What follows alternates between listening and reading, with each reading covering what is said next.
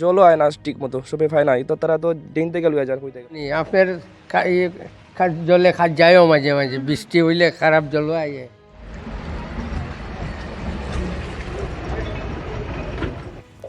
কালভাৰ্টৰ পানীৰ ওপৰত ভৰসা। জল জীৱন অভিযানৰ সুবিধাৰ পৰা বঞ্চিত কাছাৰৰ বৰখলা ঢলচৰা নীলচৰাৰ বাসিন্দা। কেন্দ্ৰীয় চৰকাৰৰ অভিলাষী হৰ ঘৰ জল প্ৰকল্পৰ বাস্তৱ চিত্ৰ ভিন্ন ৰূপত ধৰা পৰিল কাছাৰ জিলাৰ বৰখলা বিধানসভা সমষ্টিৰ ঢলচৰা আৰু নীলচৰা গাঁৱত। যদিও জল জীৱন মিছনৰ লক্ষ্য প্ৰতিটো গ্ৰামীণ এলেকাত বিশুদ্ধ খোৱা পানী যোগান ধৰা, তথাপিও এই দুয়োটা অঞ্চলৰ বহু পৰিয়াল কালভাৰ্টৰ মাজেৰে নামি অহা অপৰিশোধিত পানীৰ ওপৰত নিৰ্ভৰশীল।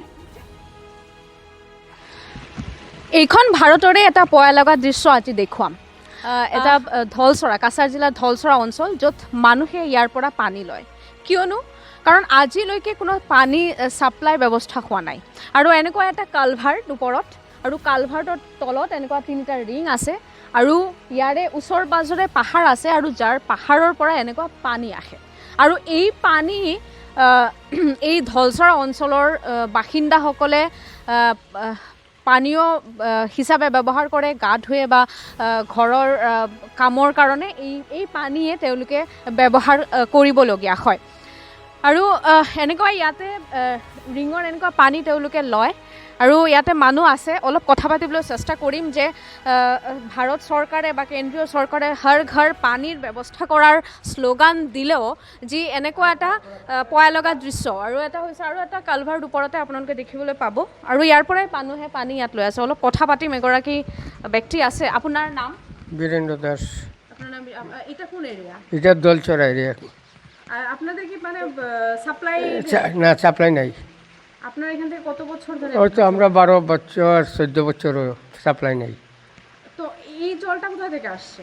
এটা আপনার জন্না থেকে আসছে, এখানে পাহাড়, পাহাড়ের জন্য আছে। আর এটা কি কালভার্ট? এটা কালপাট রিং রিং দেওয়া। আর আপনারা কি মানে এইভাবে কি মানে ওদিকে আমরা এইভাবে আমরা চলি, নিজের কুয়া, মানুষের কুয়া থেকে জল ব্যবহার করি। এই জলগুলো খান? আমরা খাই মাঝে মাঝে, আর স্নানও করেন? স্নানও করি। তো এইভাবে যে আপনারা একদম রিং এর নিচে, একদম কালভার্টের নিচে আসেন, অসুবিধা হয় না? আগে তো এটা আসেন না, এটা নতুন হয়? নতুন হয়েছে, এটা খোলা আসেন। আর জলও এখানে আপনার গলায় জল আসেন। সরকারের কাছে কিছু? সরকারে আমরা সাপ্লাই দেখ জন্যে আমরা বড় অসুবিধা জলের। আচ্ছা, এই জলগুলো ব্যবহার করলে পরে কি ইয়ে হয় না, রোগ বিসুখ? কিছু রোগ হইমরানি আপনার জলে খাট যায়ও মাঝে মাঝে, বৃষ্টি হইলে খারাপ জলও আয়ে। পাহাৰৰ পৰা নামি অহা পানী এটা কালভাৰ্টৰ মাজেৰে বৈ যায়, আৰু তাৰ পৰাই অঞ্চলটোৰ এটা অংশই দৈনিক প্ৰয়োজনীয় পানী সংগ্ৰহ কৰে। একাংশ ৰাইজৰ অভিযোগ যে PHE পানী যোগান ব্যৱস্থা আছে, সেয়া নিয়মীয়া নহয়। ফলত বহু দূৰ যাত্ৰা কৰি কালভাৰ্টৰ তললৈ গৈ পানী সংগ্ৰহ কৰিবলৈ বাধ্য হয়।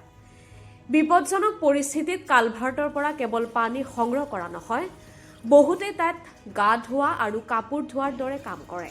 আৰু তাৰ পিছত তেওঁলোকে একেটা পানীকেই ঘৰলৈ লৈ যায় খোৱা পানীৰ দৰে ব্যৱহাৰ কৰিবলৈ, আৰু যাৰ ফলত স্বাস্থ্যজনিত বিপদ বহুগুণেই বৃদ্ধি পাইছে।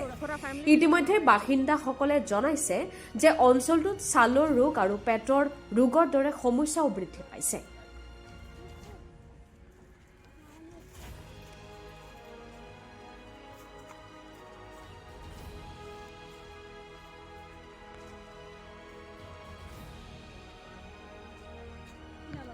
আমার নাম রাজদীপ চৌধুরী। আর এই এরিয়াটা? নীলচরা গ্রাম। আচ্ছা, এখানে জলের কি কোনো ব্যবস্থা? জলের ব্যবস্থা দিদি বন্ধ হয়ে গেছে বিগত কয়দিন থেকে, মানে চলেন না। আগে তো আসিল PHE নীলচরা 701 নীলচরা স্কুলের সামনে আসিল, তো এটা বোধহয় এখন আর কানেকশন নাই, জলও আয় না ঠিক মতো, সবে পায় নাই, তো তারা তো দিন থেকে লুয়ে যার কইতে গেলে। তো এই জলটা মানে এই জলটা ইউজ করে তারা এটাই খায়। কি সমস্যা হয়? জলের সমস্যা, রাস্তার সমস্যা তো 5 বছর উপরে জলের, এটা তো আর ঠিকই হয় না। আমরা কইতে রাস্তা বন্ধ করতে, প্রতিবাদ করতে করতে এখন আমরা মানে শান্ত হয়ে গেছি। আমরা আর হিম্মত নাই আমরা মধ্যে আর যে প্রতিবাদ করতাম সব। মন কৰিবলগীয়া যে হৰ ঘৰ জল প্ৰকল্পৰ অধীনত প্ৰতিজন ব্যক্তিৰ বাবে বিশুদ্ধ খোৱা পানী যোগান ধৰা লক্ষ্য নিৰ্ধাৰণ কৰা হৈছে, কিন্তু ধলচৰা আৰু নীলচৰাৰ প্ৰকৃত পৰিস্থিতি সেই লক্ষ্যৰ সম্পূৰ্ণ বিপৰীত।